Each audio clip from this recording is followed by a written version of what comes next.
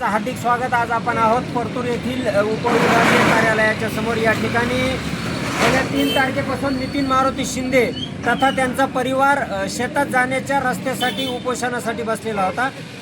माननीय कर्तव्यदक्ष उपविभागीय अधिकारी यांनी त्यांना कन्व्हिन्स केलं, त्यांच्याकडून त्यांना आश्वस्त केलं की येणाऱ्या 8 तारखेपर्यंत त्यांना या ठिकाणी रस्ता उपलब्ध करून देण्यात येईल। आणि या आश्वासनाला मान देऊन या ठिकाणी उपोषणकर्त्यांनी या ठिकाणी उपोषण मागे घेण्याचा निर्णय घेतला आहे। त्या संदर्भात आपण थेट उपोषणकर्त्याशी चर्चा करणार आहोत। काय झालं होतं आता? आज तुम्ही उपोषण सोडताय का?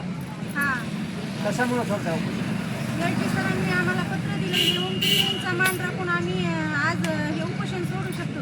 काय म्हटले तुम्हाला? सर म्हणले उपोषण सोडा तुम्ही, आम्ही रस्ता 8 तारखेला रस्ता करून देणार, तुमचा निकाल लावून देणार। आणि जर नाही सरांनी निकाल लावला तर आम्ही 9 तारखेला सरांच्या ऑफिस पुढे पुन्हा बसणार, सहकुटुंबासहित बैलगाडी सहित आम्ही पुन्हा उपोषण करणार 9 तारखेपासून। 8 तारखेला जर नाही झाला ना तर आम्ही 9 तारखेला परत उपोषण करणार।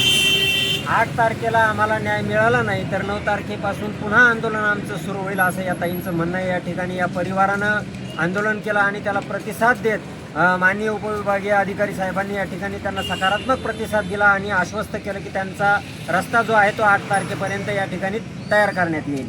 या ठिकाणी सहाय्यक महसूल अधिकारी घुगे मॅडम या शासनाच्या प्रतिनिधी म्हणून इथे अवेलेबल आहेत। संदर्भीय तलाठी या ठिकाणी अवेलेबल आहेत।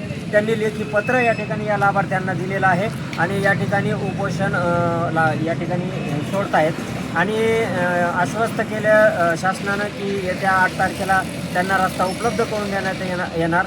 त्यामुळं या पूर्ण उपोषणकर्त्यांनी या ठिकाणी उपोषणाचा निर्णय जो आहे तो मागे घेतलेला आहे। बुलंद आवाज महाराष्ट्रासाठी मी मारुती घोरपान।